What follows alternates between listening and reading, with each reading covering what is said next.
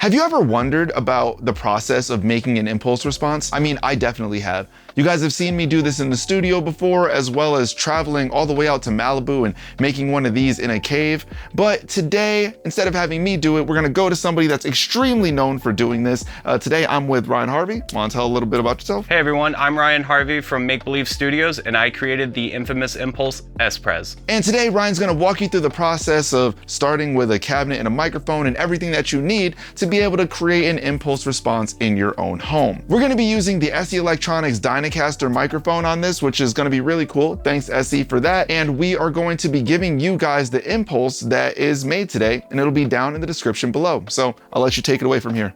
Cool. So the very first thing that happens when you're trying to capture a great impulse is that you need to understand what the cab sounds like and what the sound you're trying to capture is. I have the Mesa Boogie 112 here, and then the SE Electronics Dynacaster. I'm not familiar with this mic, so I want to understand what this sounds like in the room before I start placing this mic.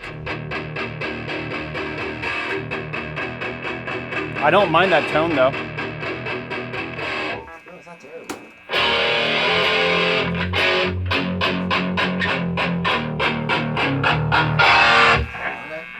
Yep. So after hearing the guitar tone in the control room, I've decided that the tone's just a little too thin for my taste. So I noticed on this Dynacaster that they have a EQ shelf for the low end. So let's turn that on and see if that improves it.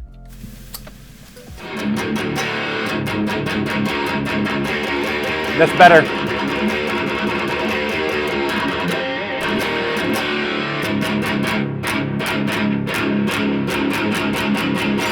So I really like that tone. I like how everything's sounding. I think that's something worth capturing as an impulse.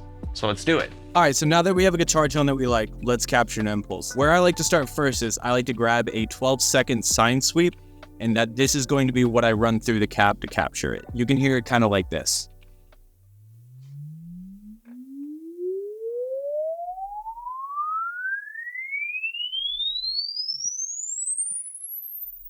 So that's a sine sweep that we're going to use to make this impulse. The next thing I'm going to do is I need to send this sweep out into the cab. How I'm going to do that is I'm going to go out of Pro Tools through a reamp box, such as this Pro RMP from Radial. And from this reamp box, I'm going to go into the return of the 5150. So you plug into the 5150's return input, which is the power amp section of the 5150. One thing you have to remember is that the 5150 does not have a master volume. So if you send it out 0 dB from Pro Tools into your reamp box, which is also going line level, into the 5150, you may damage your cab because it is extremely loud. So what I like to do is in Pro Tools is I like to start at -12 dB and then I start pulling up as I need it, but I feel like -12 is more than enough. Next thing we're gonna do is we're gonna send this out of Pro Tools into our reamp box, which is going into the 5150's line in return. Let's check this out and let's run an impulse.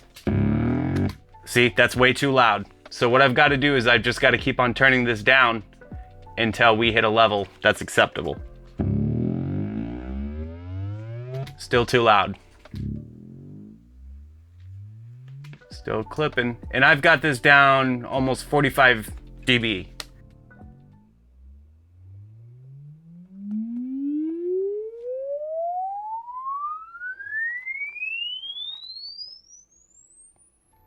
After I've captured my impulse and I made sure it's not clipping, I will export it from Pro Tools into Voxengo's Deconvolver. What I do from there, I can't tell you. I'm sorry. One thing I'll recommend is try different sweep times. Maybe 12, maybe 8, maybe 10, maybe 6. That's for you to experiment with and see what gives you the best results. For me, it's usually 12. Thanks so much, Ryan. I learned a lot from watching your process, and thanks so much for having you on the channel. Really appreciate it. Yeah, of course.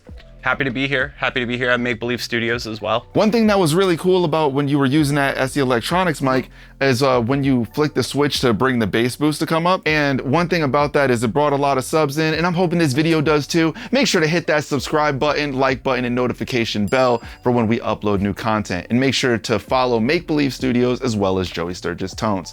Until next time, my friends, catch you later.